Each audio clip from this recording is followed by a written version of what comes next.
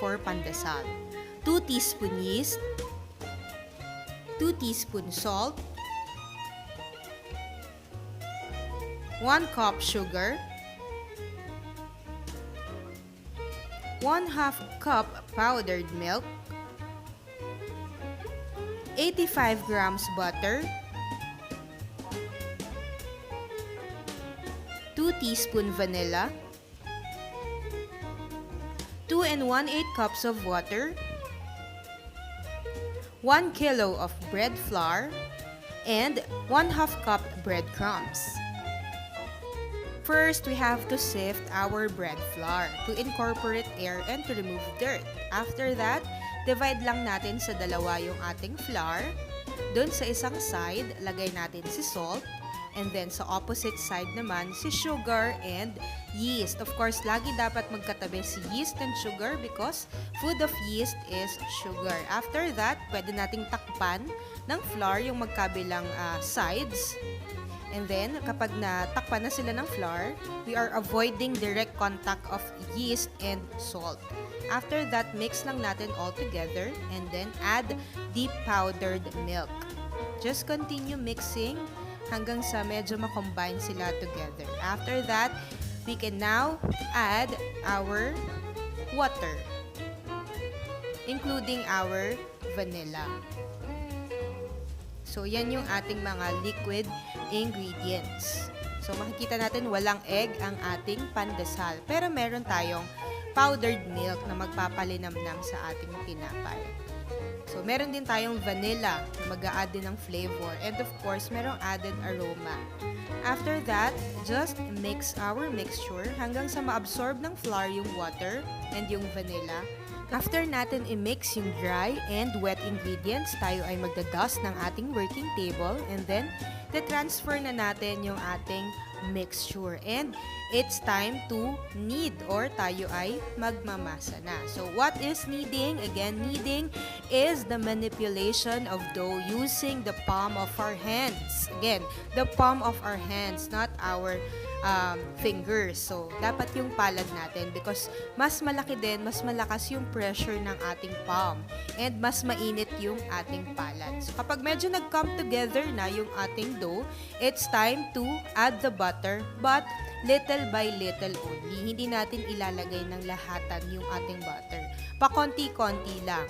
So, after the first addition, masa tayo and then add ulit ng another butter and then knead ulit tayo.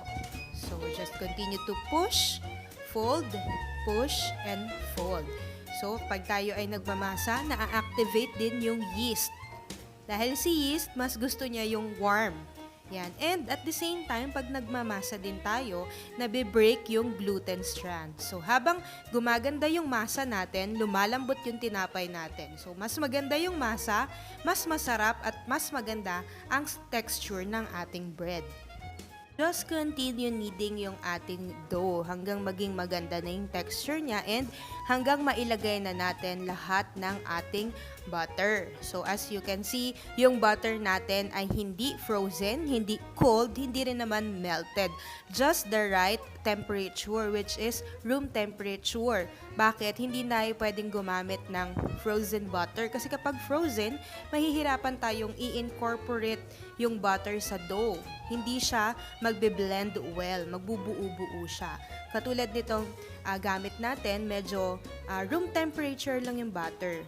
Malambot lang siya. So, na-absorb agad ng ating dough. So, just continue kneading, pushing, and folding the dough using the palm of our hand. So, itong ating pandesal, ang meaning nito ay salt bread. Kapag po tayo ay nagmamasa, dapat yung isang foot po natin or isang paa ay naka-forward, 1 foot forward para yung pressure po is nako-control natin. And after nating magmasa, kapag smooth, soft, and elastic na yung ating dough, it's time na para i-ferment natin ito. So, transfer lang natin to sa isang bowl na may konting flour and then lagay tayo ng oil, water, or flour sa ibabaw ng dough para hindi mag-dry. And takpan natin. natin. Ferment for 2 hours. After 2 hours, ito na po yung ating dough. Nag-double in size na siya. Just punch lang po ng isang beses sa gitna.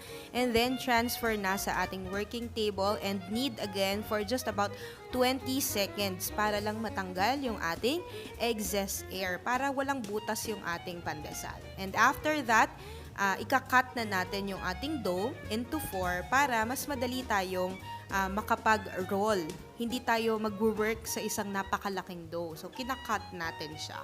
Okay, after cutting our dough, isi-shape lang natin siya into a log, katulad ng ginagawa natin. Yan, pinapagulong ko siya sa aking palad and sa table para medyo magmukha siyang oblong. Okay, and then kapag mukha na siyang log, pwede na nating i-cut ang ating dough. So, ang shape nito ay parang yung traditional pandesal na nabibili natin. Ayan. So, diagonal or paslant yung pag-cut natin ng ating pandesal. And then, after cutting our dough, let us make sure na yung ating mga pan na gagamitin ay nag-grease na with fat. The best fat to use is lard kasi matagal siyang masunog. After cutting ng ating dough, i-drench na agad natin siya sa breadcrumbs. Huwag nating i-expose sa air para sticky pa yung ating dough. Pagka-cut natin, ilubog natin agad siya, i-coat natin siya agad ng breadcrumbs para kakapit pa yung breadcrumbs sa kanya dahil hindi pa nagde-dry yung surface ng ating dough. Then after that, just transfer sa ating flat sheet or baking pan. Ito namang isang way ng pag-shape ng pandesal na nakikita natin ngayon. Since may palaman kasi siya, so pabilog yung shape ng tinapay natin or pandesal. So nilagyan lang ng cheese and then ginather lang yung mga kulubot ng dough sa ilalim para kuminis yung ibabaw niya. And then after that, pagugulungin natin siya sa ating mga palad, katulad nitong gagawin natin. Of course, again, lagyan natin ng breadcrumbs. Proof again for another 30 minutes to 1 hour or until our dough doubles in size. So, kailangan nating salubungin yung pinakaalsa ng tinapay natin. So, inabot lang ng 30 minutes yung ating tinapay para mag-double in size since medyo mainit pa yung ating panahon ngayon. Remember, malaking factor ang ating weather para mas maganda yung ating alsa. So, pag summer, mas maganda ang alsa ng ating tinapay. So, let's preheat our oven for at least 15 to 30 minutes. After preheating, pwede na tayong magsalang ng ating tinapay. Bake our pandesal for about 15 to 20 minutes. After about 18 minutes of baking, ito na ang ating golden brown na pandesal. Ayan, makikita natin yung color niya. So, ito na po. Ayan, nandito yung mga bilog na nagawa natin na may cheese. Meron din yung regular shape ng pandesal. Ito naman yung may palaman na cheese, kung makikita natin. Ayan, ganyan kalambot yung ating pandesal. And to make sure na hindi siya agad titigas, store lang natin siya tightly in a sealed container. Thank you!